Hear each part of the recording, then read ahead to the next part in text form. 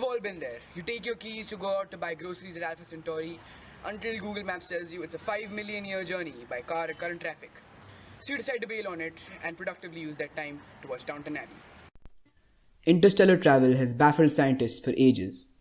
The vast interstellar distances and 5 or more light years of distance between two adjacent stars is simply far too big for humans to ever cross. 5 may not seem like a distance too large, but a light year is a huge distance. As a matter of fact, it's an unfathomable amount of distance.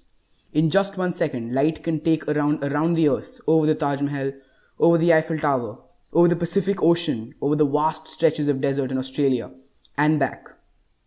7 times. A plane flight just a 14th of that distance takes 15 hours.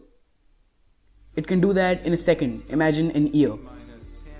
Photons continuously flying through vast empty space at a constant speed of 300,000 meters every second for an year. Imagine a distance of 5 light years between two neighboring stars. So is interstellar travel impossible?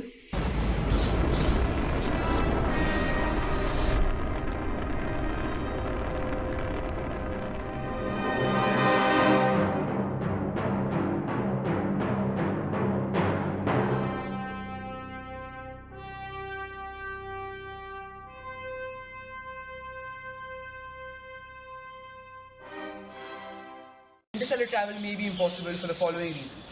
The first one, the Kennedy wait time calculation.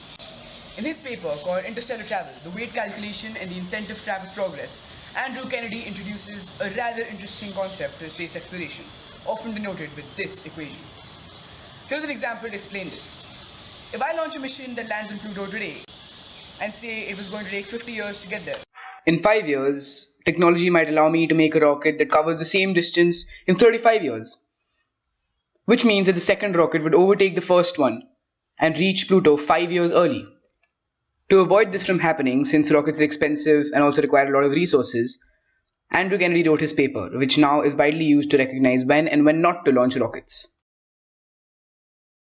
the second one is the cosmic speed limit. In his paper, The Special Theory of Relativity of 1905, German physicist Albert Einstein introduced a concept that has had the largest paradigm shift in physics since the Renaissance of the 17th century. He associated two concepts that had never been associated before, the mass of an object and the speed of light. He showed us this equation. In layman's terms, this fancy equation written over here has one single implication to the interstellar travel. You cannot go faster than light. What the equation says is that the faster you go, the more mass you accumulate. Your mass increases the faster you go. So, E equals to mc squared shows us that if something approaches the speed of light, its mass rapidly increases at a rapidly increasing rate. Therefore, when it does reach the speed of light, its mass, in theory, will become infinite. Believe it or not, the third reason why we're not able to go to the stars right now for Christmas is gas prices.